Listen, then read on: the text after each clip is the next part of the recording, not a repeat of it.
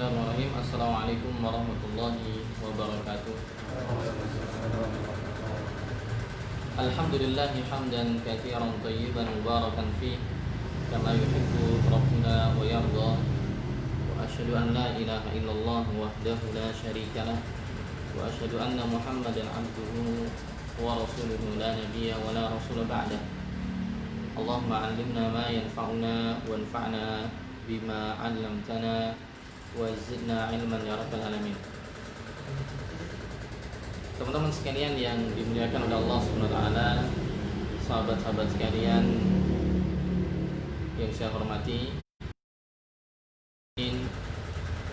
saudara-saudaraku dan saudariku sekalian yang turut hadir menyaksikan, sebagian yang hadir secara offline dan teman-teman sebagian yang mungkin ikut menyaksikan secara online. Semoga Allah senantiasa memberikan taufiknya kepada kita semua. Pada kesempatan kali ini kita akan melanjutkan kajian Ishruna Dhawabit atau Ishruna Dhawabiton fir riba, 20 kaidah berkenaan dengan riba, yaitu terutama berkaitan dengan riba al-buyu', yaitu riba yang muncul karena pertukaran benda-benda ribawi.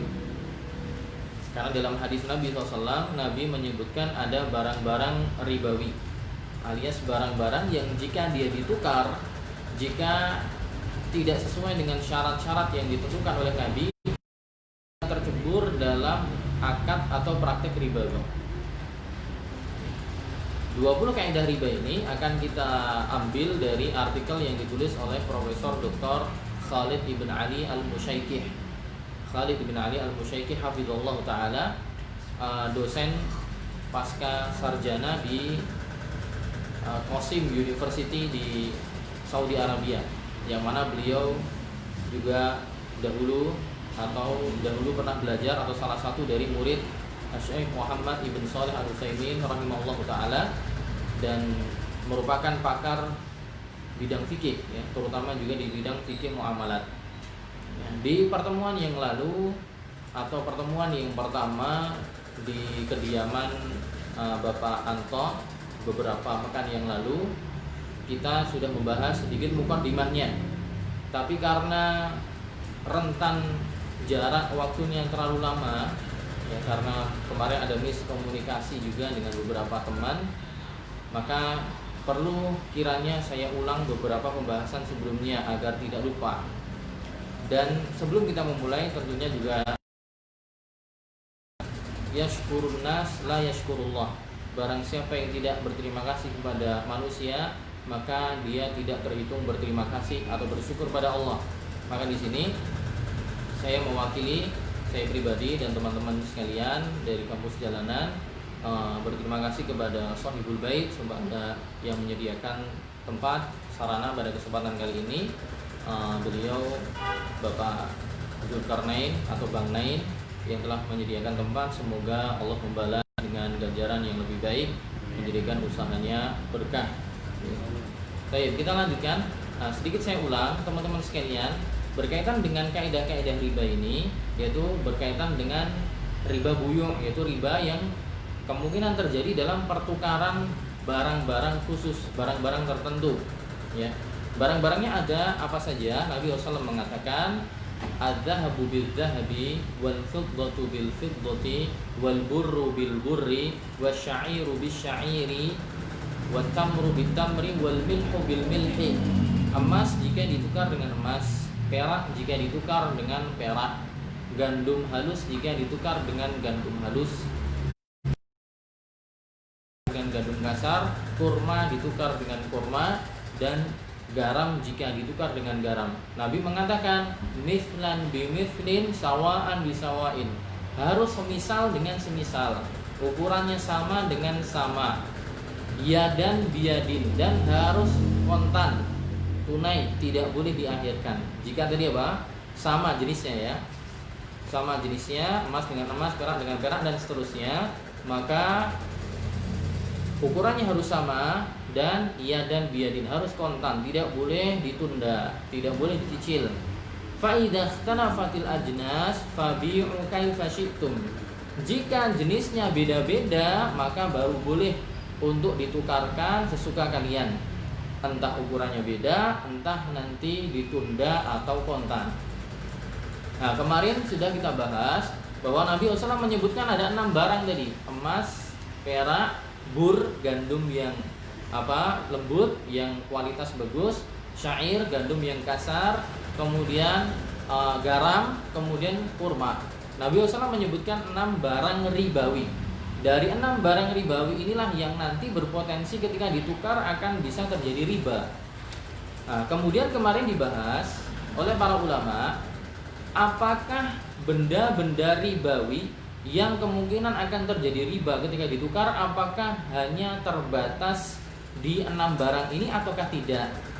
Apakah terbatas di 6 saja yang disebutkan Nabi ataukah tidak? Kemudian kemarin disebutkan bahwa ada 2 pendapat. Pendapat pertama, pendapatnya Zahiriyah, pendapat ulama-ulama Zahiriyah, yaitu yang memandang dalil itu secara tekstual, ya, letterlock gitu. Mereka berpendapat bahwa riba itu hanya di 6 hal tadi, ya, seperti pendapatnya Ibnu Hazm, Dawud Az-Zahiri, ya, mereka berpendapat bahwa riba ya cuma di 6 itu, cuma emas, perak, bur, syair, kemudian kurma, kemudian garam. Selain itu tidak terjadi riba. Beras dengan beras nanti, ya, sagu dengan sagu, tiwul dengan tiwul, tidak ada masalah. Nah, pendapat ulama pertama mengatakan hanya terbatas pada 6 barang tadi. Pendapat yang kedua, dan ini pendapat mayoritas ulama, ya, pendapat yang kedua, pendapat mayoritas ulama bahwa barang-barang ribawi itu tidak terbatas di 6 barang tadi, ya, tidak terbatas di 6 barang tadi. Nah, namun pendapat mayoritas ulama, jumhur ulama ini yang kedua ini, setelah mereka mengatakan bahwa barang ribawi itu tidak terbatas di 6 barang tadi, mereka kemudian berselisih, ya, berselisih. Terus ilahnya apa? Ilah itu adalah sebab dikaitkannya hukum. Jadi hukum ini ada jika sebabnya ada, hukum ini ada jika ilahnya ada. Nah, disinilah kemudian mereka juga berselisih pendapat, menjadi 4 pendapat, ya, menjadi 4 pendapat. Jadi kenapa sih emas ditukar dengan emas, perak ditukar dengan perak harus sama dan harus kontan? Sebabnya apa sih? Alasannya apa? Nah, kemudian mereka menggali makna dari alasan kenapa emas, perak dan perak harus kontan. Nah, di sini kemudian akan saya sebutkan sebab, ya, pendapat ulama, sebabnya mereka menyebutkannya sebagai apa. Kelompok pertama adalah pendapat Hanafiyah dan Hambali, ya, pendapat Abu Hanifah dan Ahmad bin Hambal. Mereka berpendapat bahwa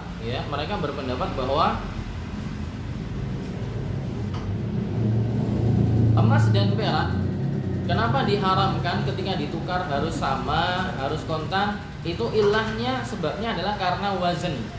Karena emas dan perak itu bisa ditimbang, gitu. Ini sebenarnya cuma murojaah aja, sebelumnya sudah kita sampaikan.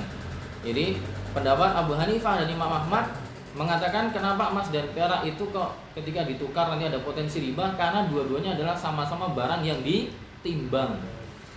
Sama barang yang ditimbang.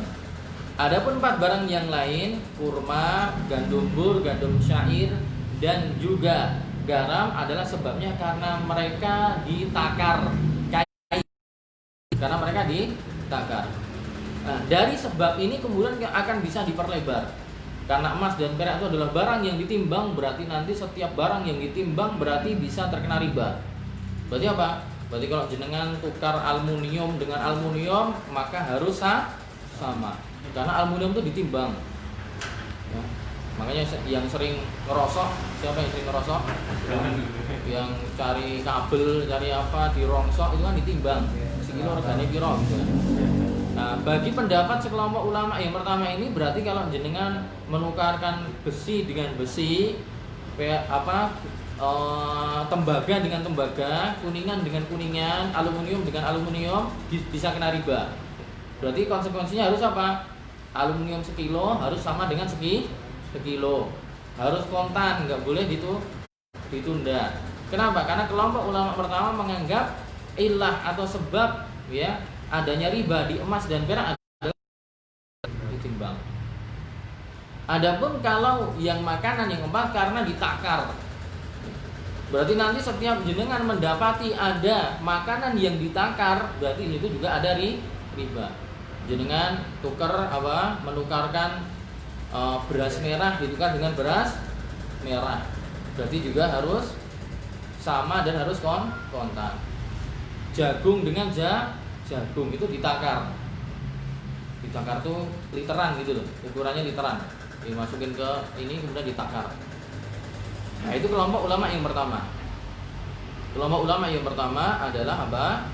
Bahwa mereka mengatakan sebab emas dan perak itu diharamkan karena mereka adalah barang yang ditimbang. Adapun yang bahan makanan yang kurmanya, gandumnya, kemudian uyah atau garamnya adalah karena dia makanan yang ditakar. Kelompok yang kedua, pendapat yang kedua adalah pendapat Imam Syafi'i. Ini berbeda. Pendapat Imam Syafi'i mereka berbeda. Menurut Imam Syafi'i, kenapa emas dan perak di situ ada sisi ribanya? Ilahnya apa? Oh, ilahnya adalah annaha thamana lil asya. Karena emas dan perak adalah standar harga. Standar harga untuk tukar menukar. Standar harga untuk tukar menukar. Berarti nanti ya barang-barang yang digunakan untuk tukar menukar ya untuk sekarang berarti uang ya, dan yang semisalnya berarti itu juga bisa kena riba. Adapun yang untuk makanan kata Imam Syafi'i ya, adapun yang untuk makanan kata Al-Imam Syafi'i ilahnya adalah at-tu'am alias karena dia makanan. Menurut Imam Syafi'i kalau yang empat ya, yang gandum bur, gandum syair, kemudian kurma dan juga garam, kenapa kok di sini ketika ditukarkan ada potensi riba? Sebabnya apa sih? Kata Imam Syafi'i sebabnya ya karena dia makanan. Sebabnya karena dia makanan. Kalau kelompok yang pertama sebabnya apa? Karena apa? Karena ditakar. Kalau Imam Syafi'i mengatakan ya karena dia adalah makanan. Berarti konsekuensinya nanti setiap barang atau benda yang itu makanan, berarti ketika ditukar harus sama dan harus serupa, harus sama ukurannya dan tidak boleh ditunda. Berarti jenengan kalau nukar growol dengan growol berarti harus sama. Entok-entok dengan entok-entok harus sama. Klepon dengan klepon harus, tidak boleh ditunda. Saya ngasih kamu klepon satu, kemudian yang satu ditunda, riba nanti. Kenapa? Karena Imam Syafi'i mengatakan apa? Maka makanan, selagi itu makanan maka bisa terkena riba. Pendapat yang ketiga, pendapat Imam Malik.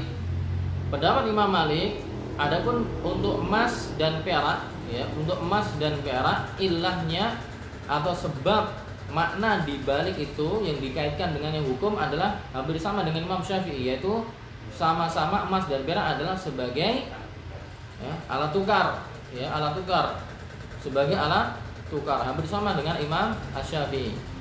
Yang beda adalah sisi makanannya. Kalau sisi makanannya menurut Imam Malik, makanan kurmanya tadi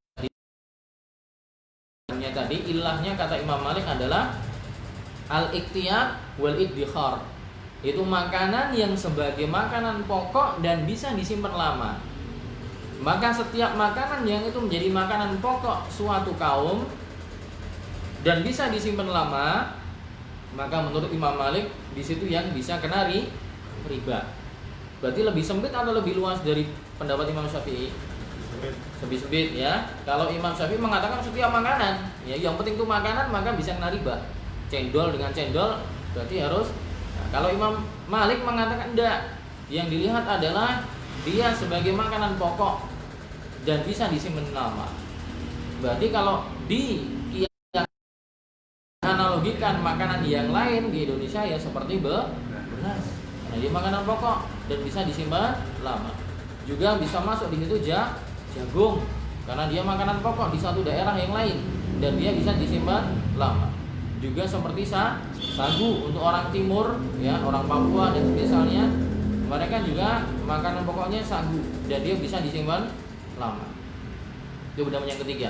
Pendapat yang keempat adalah pendapatnya Syekhul Islam Ibnu Taimiyah. Ibnu Taimiyah mengatakan, ya, annal illa fi dhahabi wal fiddah ats-tsamaniyah kaunuha tsamanan lil asya. Ini juga hampir sama dengan dua ulama sebelumnya. Menurut Ibnu Taimiyah bahwa emas dan perak itu illah atau sebab, ya, dikaitkannya dengannya hukum, sebabnya karena emas dan perak adalah alat tukar yang berharga, standar harga, dan dia sebagai alat. Yang beda adalah sisi ilah dari makanannya. Kalau menurut Imam Ibnu Taimiyah, untuk makanan yang empat, ya, gandum baik yang halus maupun yang kasar, juga garam dan juga kurmanya, kata Ibnu Taimiyah adalah karena itu adalah makanan-makanan yang ditimbang atau ditakar. Wa amal illa fil asnafil arba'ah al-baqiyah fahiya tu'mu ma'al kail aw tu'mu ma'al wazn. Ya, kata Ibnu Taimiyah adalah karena makanan-makanan nanti adalah makanan dan dia ditimbang atau ditakar. Makanan yang ditimbang atau ditakar. Berarti ini juga maknanya lebih sempit daripada yang disebutkan Imam Syafi'i. Tapi ini lebih luas daripada yang disebutkan Imam Malik. Karena Imam Malik membatasi hanya yang makanan pokok dan bisa disimpan lama. Kalau Ibnu Taimiyah mengatakan yang penting dia makanan dan ditimbang atau ditakar. Itu lebih luas. Tapi lebih sempit dari pendapat Imam Syafi'i. Kalau Imam Syafi'i cuma mempersyaratkan bahwa yang penting makanan. Gitu. Ingat ya, semoga bisa dipahami dengan baik.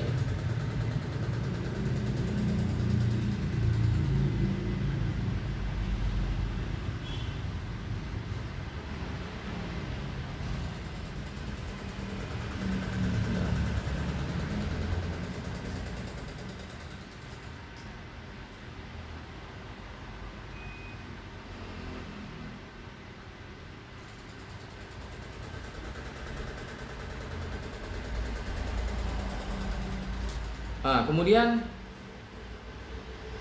di sini dikasih contoh, ya, sudah ada itu ya, buka websitenya 20 kaidah riba di pengusaha muslim sebagai contoh.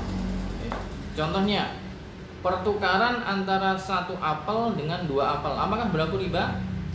Setelah kita memaparkan tadi khilaf ulama tadi, ya, apakah berlaku riba? Kita lihat, kita baca.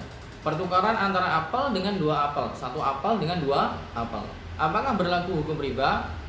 Kalau menurut mazhab Hanafi dan Hambali tidak berlaku hukum riba. Tidak berlaku hukum riba. Kenapa? Karena apel itu bukan termasuk makanan yang ketika jual beli itu diukur dengan takaran atau timbangan. Orang Arab, kalau di kita ditimbang. Kalau kita ditimbang. Kalau di sana ini harus dikembalikan kepada urfnya sana. Di sana apel itu dijual bijian. Dijual bijian. Makanya di sini dikasih contoh oleh Syekh Khalid, beliau mengatakan apel, ya, dengan satu apel dengan dua apel apakah berlaku riba? Kalau menurut Hanafiyah dan Hambali tidak berlaku hukum riba. Kenapa? Karena kedua barang tadi bukan termasuk barang yang bisa diukur dengan takaran atau timbangan, namun dengan jumlah atau bilangan, yaitu satuan, satu harganya berapa, dua berapa gitu. Adapun menurut Imam Syafi'i berlaku hukum riba. Kenapa? Karena Imam Syafi'i tadi memaknai bahwa empat barang ribawi tadi ilahnya adalah yang penting dia makanan. Karena apel makanan, ya, berarti ya ketika satu apel harus juga dengan satu apel. Tapi nanti juga butuh pertanyaan lagi. Kan fisiknya nggak sama itu. Apakah kemudian bisa perfect antara apel satu dengan apel satu? Lingkarannya, kemudian warnanya, kematangannya kan bisa beda juga. Makanya di sini saya lebih merojihkan pendapatnya Ibnu Taimiyah. Menguatkan pendapat Imam Ibnu Taimiyah. Tapi kita baca tidak apa-apa, ya. Dari paparan khilaf ulama tadi, kalau apel satu ditukar dengan dua apel, maka konsekuensinya gimana? Konsekuensinya menurut Hanafiyah dan Hambali tidak berlaku hukum riba karena apel bukan makanan yang ditakar. Kalau menurut Syafi'iyah maka berlaku hukum riba karena menurut mereka ilahnya cuma yang penting makanan dan apel adalah makanan. Adapun menurut Imam Malik juga tidak ada riba. Kenapa? Karena apel bukan makanan pokok juga tidak bisa disimpan lama. Dia bukan makanan pokok dan tidak bisa disimpan lama. Busuk. Adapun kalau menurut Imam Malik tidak berlaku riba karena apel bukanlah emas, perak maupun makanan pokok yang bisa disimpan.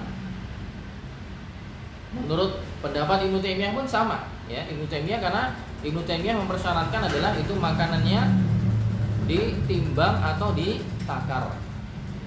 Baik, contoh yang kedua, 1 sok gandum halus yaitu bur ditukar dengan 2 sok gandum halus. Jadi 1 sok bur ditukar dan 2 sok bur. 1 sok itu berapa? 1 sok itu 4 takaran tangan, 4 kali. 1, 2, 3, 4. 1 gini itu namanya 1 mud, 1 mud. Ini 4 kalinya ini namanya 1 sok. Dan sudah ada takarannya, ada yang jual takaran bersanad namanya mud nabawi. Bentuknya kayak kaleng Quaker Oats itu, ada yang jual. Madinah masyayikh yang masih menjaga itu ukuran mud di zaman Nabi, walaupun dikatakan secara sanadnya terputus secara sanadnya terputus dari penjelasan Ustaz Rik Auliyaur Rahman Abu Abdillah As-Suryanji. Beliau ustaz muda yang sangat peduli dengan ilmu hadis dan sanadnya, orang Soreang, orang Bandung, dan beliau punya banyak guru dalam hal riwayat, dalam hal masalah sanad. Beliau termasuk yang terkenal di Indonesia, pernah diundang ke Jember, STDI Jember, di Al-Furqan Gresik untuk majelis sanad dan riwayat. Intinya ukuran mutu ada.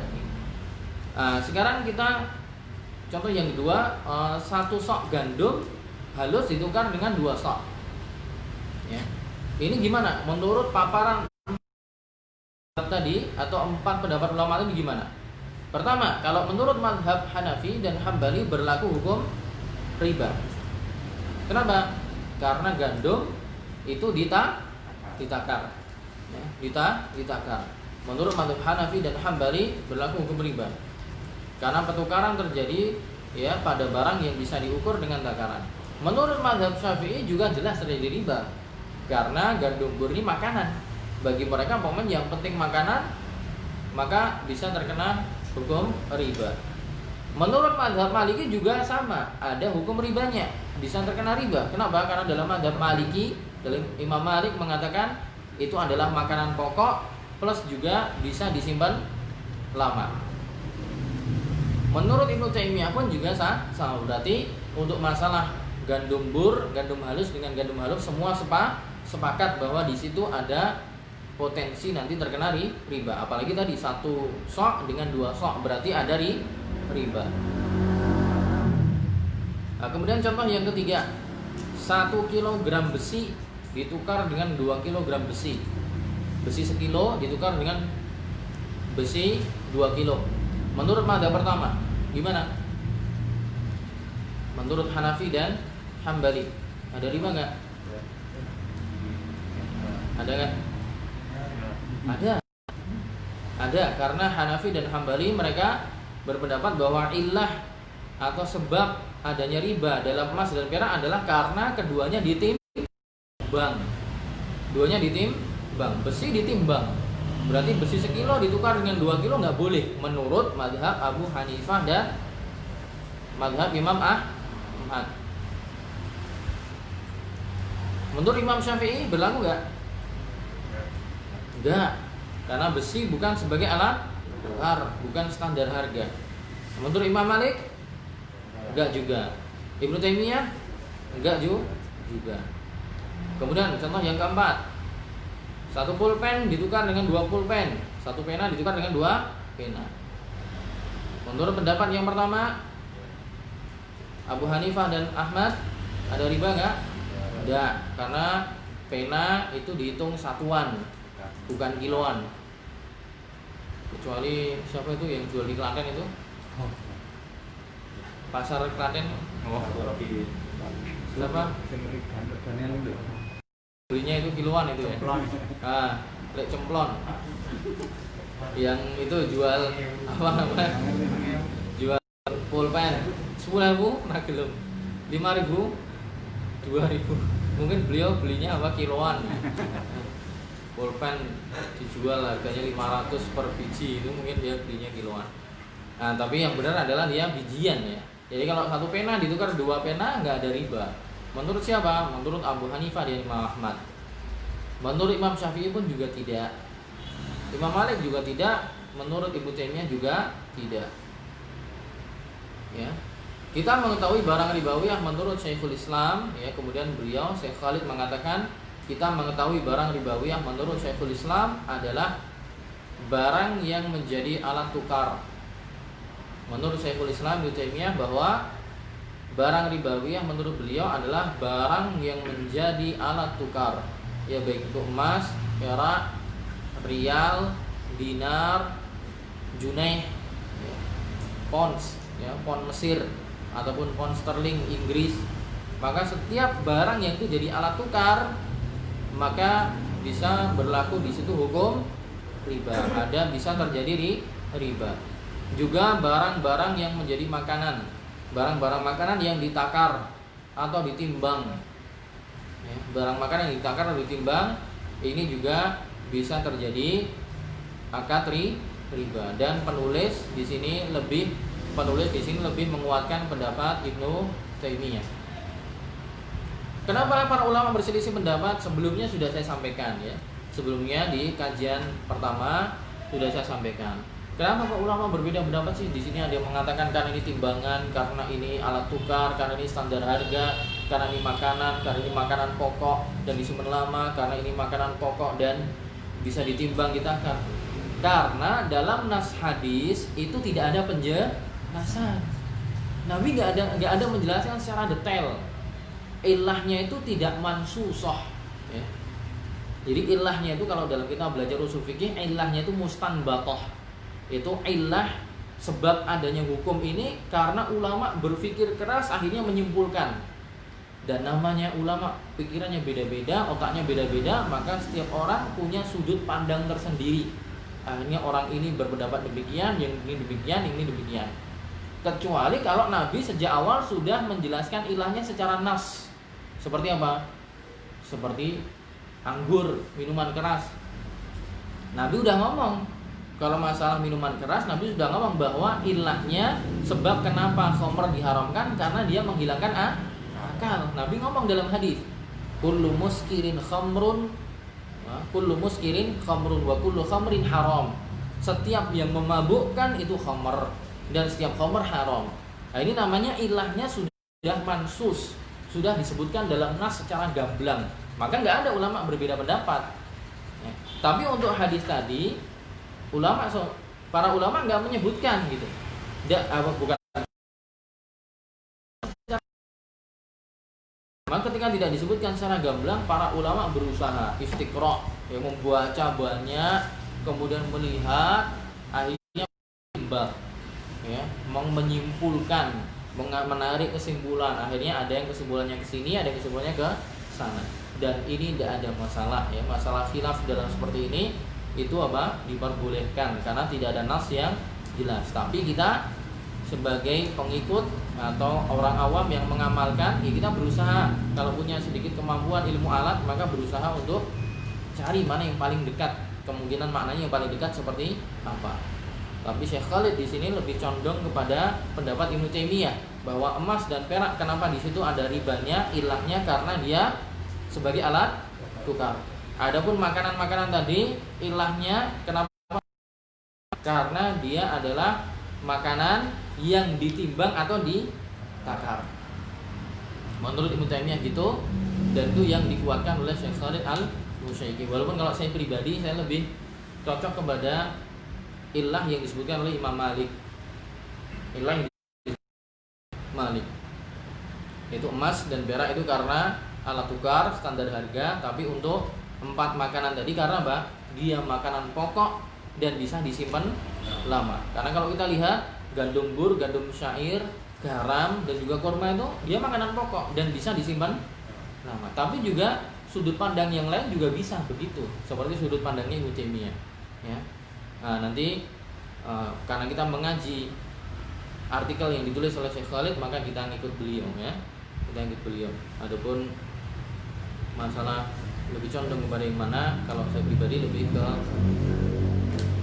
pendapat Imam Malik.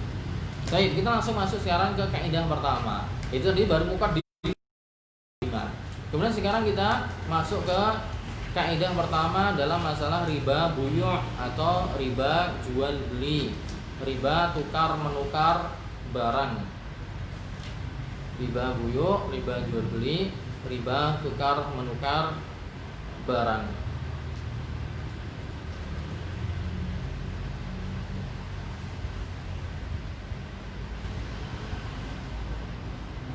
Udah.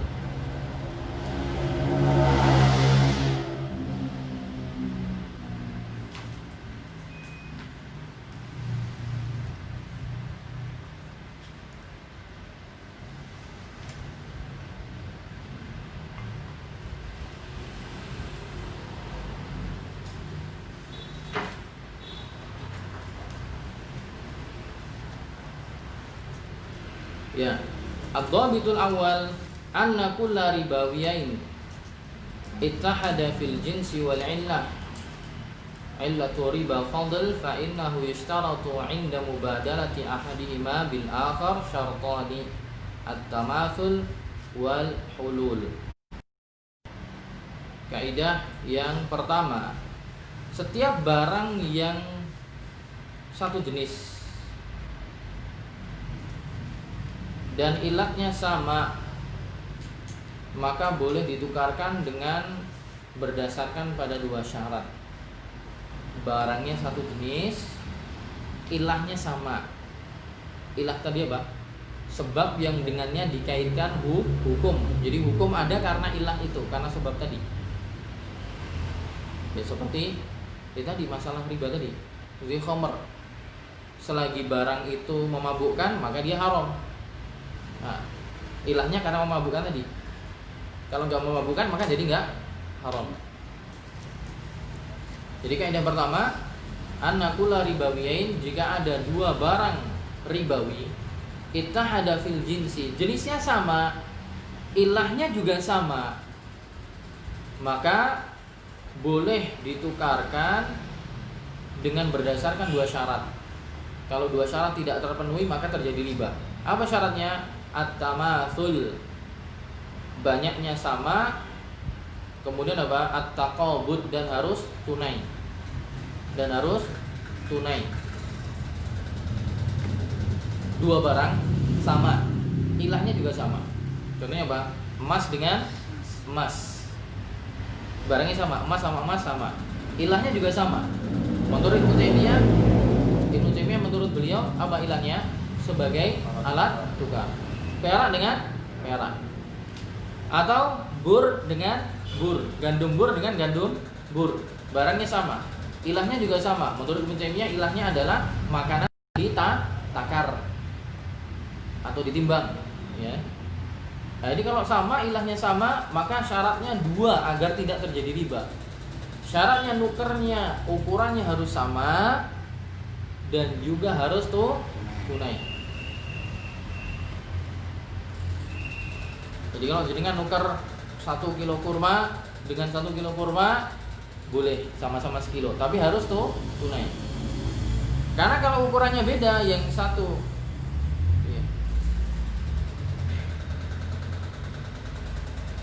ukurannya bukan kilo ya, kalau kilo itu berat wazan ya, tapi sok ukurannya takaran ya.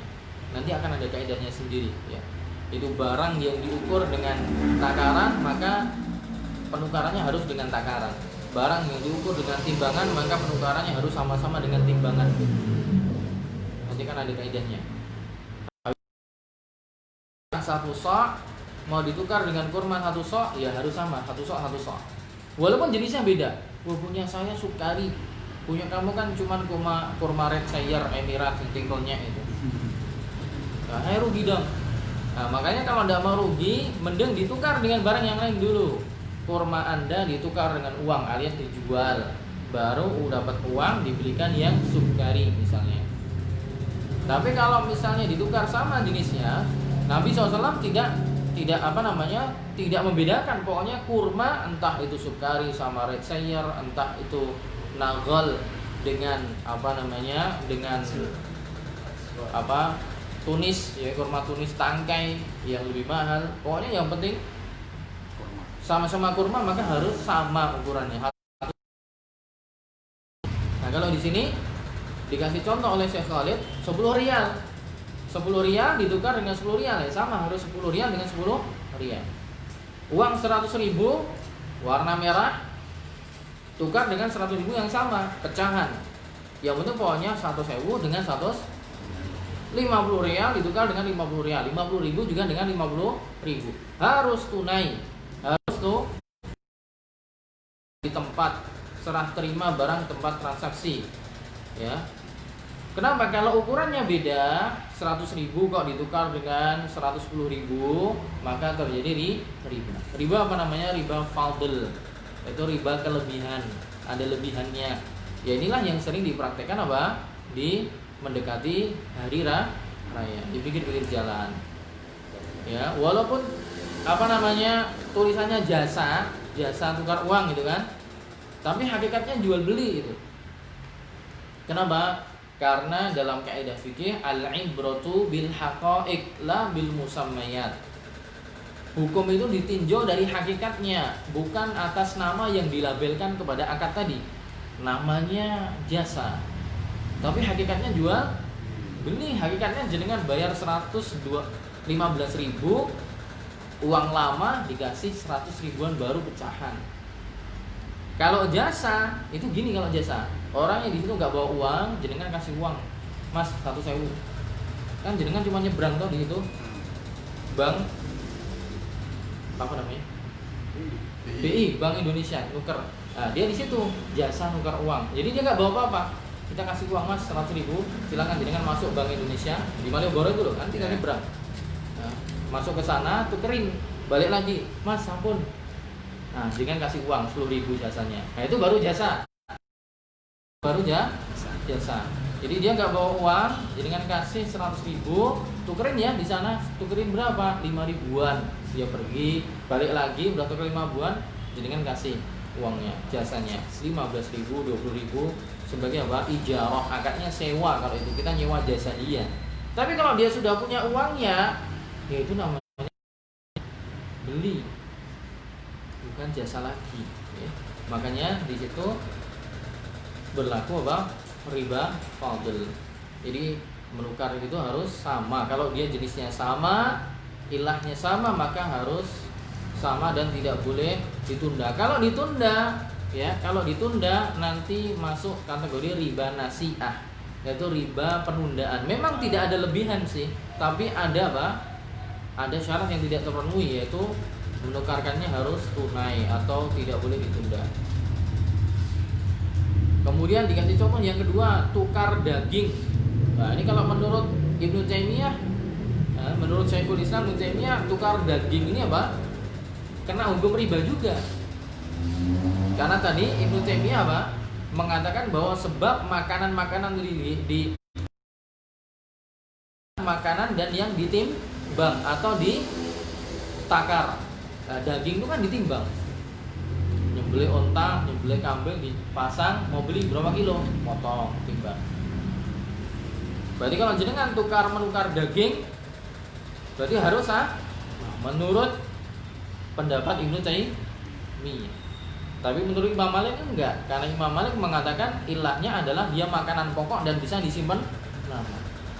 Kalau daging bukan makanan pokok dan dia tidak bisa disimpan lama. Menurut Ibnu Taimiyah, dan itu pendapat yang dikuatkan oleh Syekh Khalid, maka kena hukum riba. Nah, maka di sini kasih contoh tukar menukar daging. Berdasarkan pendapat Ibnu Taimiyah, maka daging termasuk barang ribawi. Karena daging adalah makanan yang lazim diukur dengan timbangan. Maka tatkala saling menukar daging onta misalnya, harus terpenuhi dua syarat. Daging onta ditukar dengan daging onta. Syaratnya harus sama dan harus diserahkan secara tunai. Berarti juga sama juga, jadi kan bawa daging onta 1 kilo tukar dengan daging sapi 1 kilo, berarti juga harus sama dan harus tunai. Tapi kan ini onta ini sapi, tapi kan sama-sama daging. Sama kayak tadi, kurma dengan sama-sama kurma, cuman yang satu red sayer, yang satu sukari. Nah, kalau pengen tidak rugi ya dengan daging ontanya dijual dulu, dapat uang baru untuk diberikan daging sapi. Tapi tentunya ini terjadi di Saudi ya, yang di sana mungkin memegang pendapatnya Ibnu Taimiyah. Kalau gula gimana? Gula juga termasuk. Kalau kita mengacu kepada pendapat yang dirojihkan oleh Syekh Khalid, maka gula termasuk juga barang ribawi, karena dia makanan yang juga diukur dengan timbangan. Tatkala hendak menukar gula dengan gula, maka wajib terpenuhi 2 syarat di atas, harus sama dan juga harus tunai.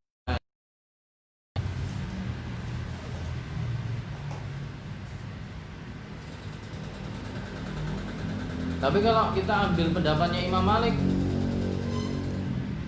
bahwa makanan itu ada ilah ribanya karena dia makanan pokok dan juga bisa disimpan lama. Gula masuk enggak? Untuk orang Jogja masuk kayaknya. Ya, orang Jogja, kecuali orang Jawa Barat minum teh nggak pakai gula, ya kan? Jadi saya dulu di Subang itu minumnya teh kok nggak ada gulanya gitu. Tawar. Kalau di Jogja wajib ada gula itu. Semuanya manis. Gudeg ya manis, sayuran ya manis, minuman harus manis juga. Wallahu a'lam bishawab ya, apakah dia masuk karena jadi urgent gitu. Jadi pokok. Tapi sepertinya wallahu a'lam sebenarnya tidak ya.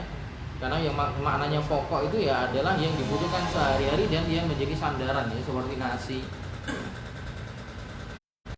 Orang Gunung Kidul mungkin, tapi sekarang juga sudah beralih mereka. Kalau dulu mungkin orang Gunung Kidul masih bersandar kepada tiwul, tapi sekarang sepertinya sudah nasi juga ya. Sudah nasi juga, tapi masih berlaku insya Allah, karena di sana juga masih banyak juga yang mengkonsumsi tiwul, bubuk dari ketela, singkong. Oke, itu kaidah yang pertama, bisa dipahami ya. Intinya kalau ada barang ribawi yang jenisnya sama, ilahnya sama, maka harus sama ukurannya dan harus langsung. Emas tukar dengan emas, perak dengan perak. Kalau uang sekarang ya, rupiah dengan rupiah, dolar dengan dolar, rial dengan rial. Harus sama. Sekarang kaidah yang kedua. Masih fokus? Fokus. Kaidah yang kedua, kullu ribawiyain ittahada fi illah, fi illati riba fadl wa ikhtalafa fil jins. Dua barang ribawi yang ilahnya sama namun jenisnya berbeda, fayushtaratu 'inda mubadalati ahadihima bil akhar syartun wahid, al-hulul wat taqabud. Kalau ada dua barang ribawi, jenisnya beda tapi ilahnya sama. Ketika ditukarkan, agar tidak terjadi riba, syaratnya cuma satu, yaitu harus langsung tunai, tidak ditunda. Adapun persamaan ukuran tidak menjadi syarat. Apa contohnya? Emas dan perak tadi ilahnya adalah tsamaniyah sebagai alat tukar.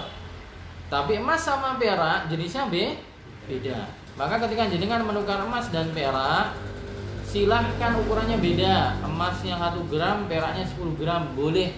Tapi yang penting langsung. Yang penting langsung. Jenengan menukar, ya, jenengan menukar dolar dengan rupiah, dolar dengan rupiah. Dia ilahnya sama, yaitu sebagai alat tukar, tapi jenisnya beda. Yang ini dolar, yang ini rupiah. Maka boleh jenengan bawa 1 dolar dapat 14.000 misalnya. Yang penting langsung, tidak boleh ditunda. Emas dengan uang, uang dengan emas, rupiah dengan emas, rupiah dengan emas. Ini dua barang yang berbeda, tapi ilahnya sama, sama-sama sebagai alat tukar. Maka juga apa? Ukurannya boleh beda, tapi harus langsung. Konsekuensi dari kaidah ini berarti jenengan tidak boleh untuk apa? Tidak boleh untuk beli emas online. Tidak boleh beli emas online. Jadi apa namanya? Beli cincin perak, cincin emas, kemudian bayar dulu, nanti belakangan dapat. Boleh. Kenapa? Karena dua barang ini ilahnya sama. Kecuali kalau ngikut fatwa di SN MUI ya. Di SN MUI berfatwa mereka kalau emas sekarang itu sudah bukan alat tukar. Bagi mereka berpendapat bahwa emas itu sudah menjadi lagi, tapi sudah jadi komoditi, sudah jadi barang yang dijual. Jadi statusnya kayak barang lain. Jadi tidak apa-apa beli emas online, karena dia sudah bukan alat tukar lagi menurut mereka. Tapi jadi pertanyaan juga, kalau dalam masalah kias, kita kan mengatakan rupiah itu bisa kena riba, kan kiasnya kemana? Ke emas, iya enggak? Kiasnya ke emas. Kalau asalnya saja, asalnya emasnya mereka sudah mengatakan tidak bisa riba, harusnya cabangnya rupiahnya juga nggak kena riba harusnya. Makanya itu yang dikritik sama Ustadz Arifin Badri, sama Dr. Arifin Badri. Misalnya dikatakan emas sudah jadi komoditi sehingga tidak terkena riba lagi, ya terus rupiah gimana? Kita kan bisa mengatakan rupiah itu kena riba karena kan dikiaskan ke emas. Nah sekarang emasnya sudah tidak ada ribanya gitu, berarti harusnya konsekuensinya rupiah juga nggak ada gitu. Maka yang benar adalah Allah a'lam bishawab, pendapat mayoritas ya, terutama ulama-ulama di luar negeri juga internasional, mereka mengatakan ya emas walaupun sekarang mungkin sudah tidak menjadi dinar, dirham yang sebagai alat tukar, tapi dia sebagai pokok dianalogikannya uang kertas. Uang kertas analogikannya pokoknya kepada emas setempat. Kalau emasnya saja sudah dikatakan tidak ada ribanya, kemudian yang kertas harusnya sama. Kan yang kertas, uang kertas ini kan cabangnya, dan cabang itu ngikut pokoknya. Nah, tapi ya begitulah ya dinamika apa namanya pendapat ulama itu. Mungkin bisa jadi dengan ngaji di sini atau ngaji di ustadz lain mengatakan tidak boleh, tapi ketika mendengar ustadz-ustadz dari DSN, Dewan Syariah Nasional MUI, mereka mengatakan boleh ya. Lebih banyak dikritik juga oleh Ustadz Irwandi, Ustadz Arifin. Terkadang di sebagian ya, tidak semua ya, di sebagian tema ada sedikit bermudah-mudahan ya. Tapi wallahu a'lam bishawab, kita kembali ke sini aja ya, tidak melebar kemana-mana. Di sini Syekh Khalid Al-Musyaikih mengatakan jika ada dua barang yang berbeda tapi ilahnya sama, kalau mau ditukar agar tidak kena riba, syaratnya cuma satu, langsung tunai. Ukurannya beda boleh ya. 1 dolar dengan 14.000, 1 rial ditukar menjadi 3.800 boleh ya, dibolehkan. Contohnya rial ditukar dengan pound, ilahnya sama yaitu alat tukar, maka syarat pertukarannya adalah tunai, serah terima secara langsung. Adapun kesamaan jumlah maka bukan syarat. Daging onta dengan daging kambing, ini lagi-lagi karena ngikut pendapat Ibnu Taimiyah ya. Daging onta dengan daging kambing, ilah dari kedua barang ini adalah makanan yang diukur dengan timbangan. Jenis dari kedua barang ini berbeda, maka disyaratkan tunai. Oh, saya koreksi ya, tadi saya mengatakan yang tadi ya, penjelasan tadi daging kambing dengan daging unta. Saya katakan tadi sama ya. Yang benar ini yang tidak sama, tapi dia jenis yang berbeda. Daging kambing sendiri, daging sapi sendiri, daging unta sendiri. Mereka beda-beda, cuman ilahnya sama. Kesamaannya di ilah saja, ya, kesamaannya di ilah. Maka disyaratkan tunai saja. Dan jadi misalnya bahwa 1 kilo daging unta ditukar dengan 2 kilo daging kambing atau ditukar dengan 1,5 kilo daging sapi, maka boleh.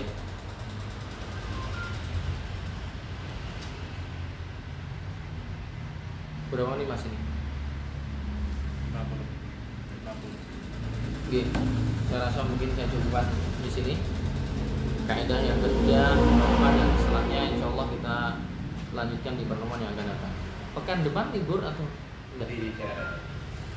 Nanti dikabari lagi. Nanti dikabari lagi. Oke.